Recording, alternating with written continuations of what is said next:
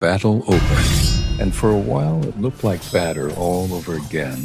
The same impossible momentum, the same disbelief on the enemy's faces.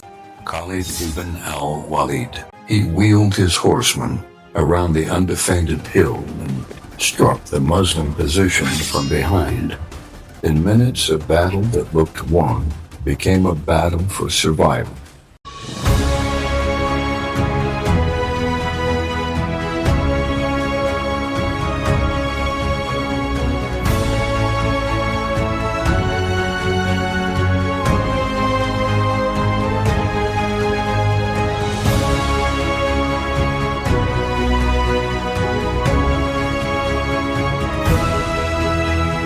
A year earlier, 313 men had walked out to Badr expecting to die. They didn't. They won.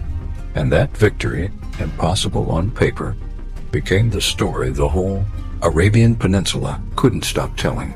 We watched in the last episode what that victory cost. A fractured peace inside Medina, a tribe expelled, and a city across the desert that had turned its grief into something colder and more purposeful. Strategy. Now that strategy had a face, an army, and a mountain waiting for it. 3,000 men marched out of Mecca that spring, nearly 4 times the force that had lost at Badr.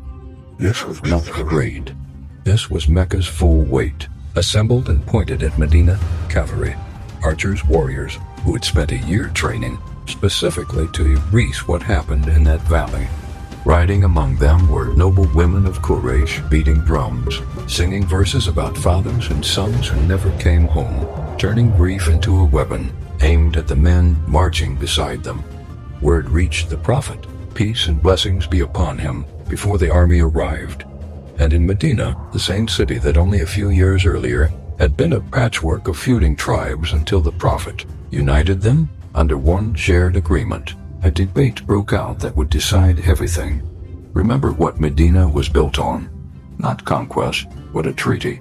A community bound together by mutual defense. That principle was about to be tested in the open field for the first time.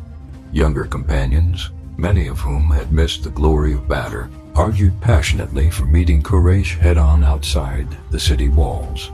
Senior companions urged caution, stay inside Medina. Let its narrow streets and fortified homes do the fighting.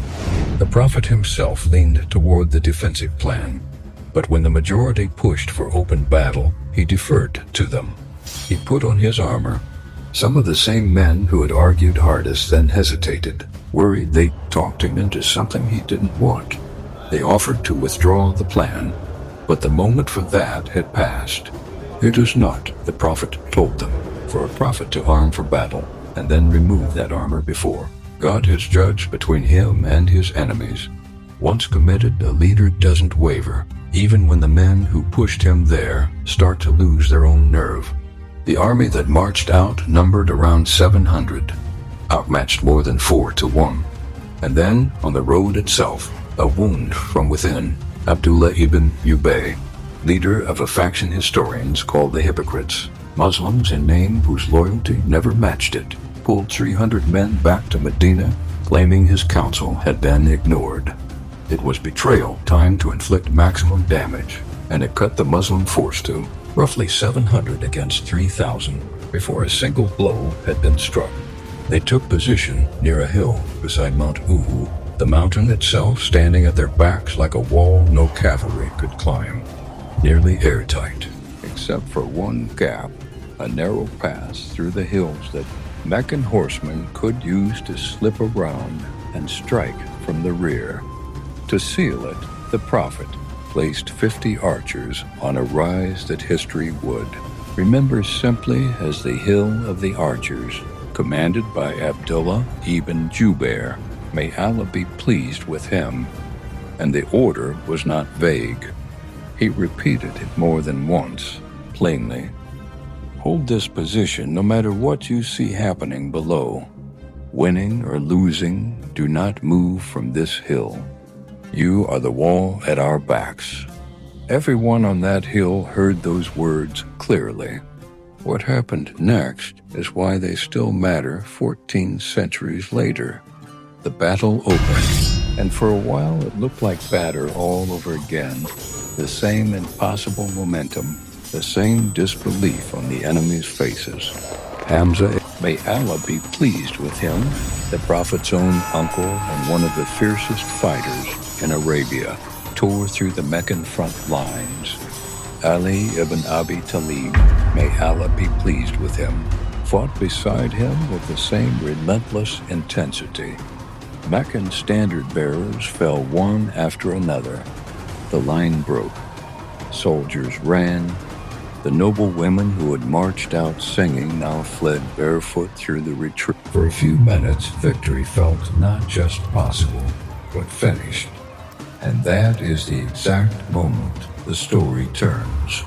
From the hill, the 50 archers watched what looked like total victory unfolding below. The enemy was scattering. Spoils of war lay across the field, and Muslim fighters had already begun gathering them. Fearing they'd miss their share, most of the archers made a decision. The battle's over. The order doesn't apply anymore. They left the hill. Their commander begged them to stay. Remember the order, he said. Hold this hill no matter what you see. A handful stayed with him. The rest didn't listen, and the pass stood open. Khalid ibn al-Walid, commanding Meccan cavalry that day, still years from his own conversion to Islam, a name that would later fight for this same cause, saw the gap open in real time. He wheeled his horsemen around the undefended hill and struck the Muslim position from behind. In minutes, a battle that looked won became a battle for survival. Attacked front and rear, formations collapsed into confusion.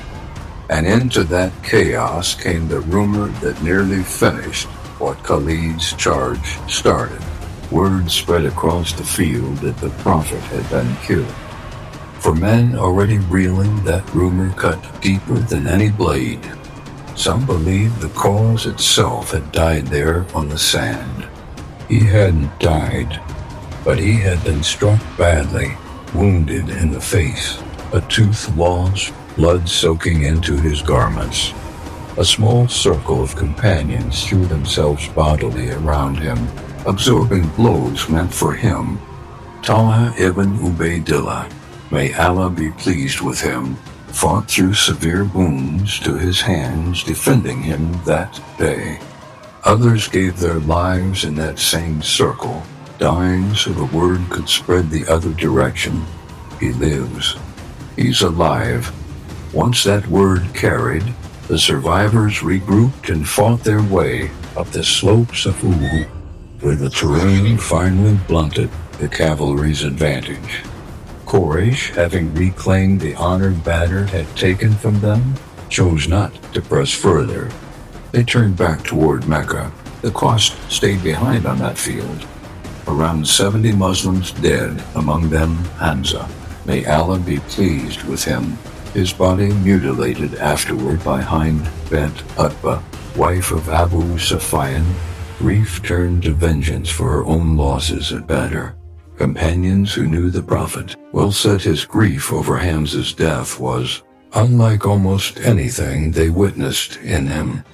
In the days after, burying the dead and tending the wounded, a lesson took shape that would outlast the battle itself. Divine help doesn't cancel out the need for discipline.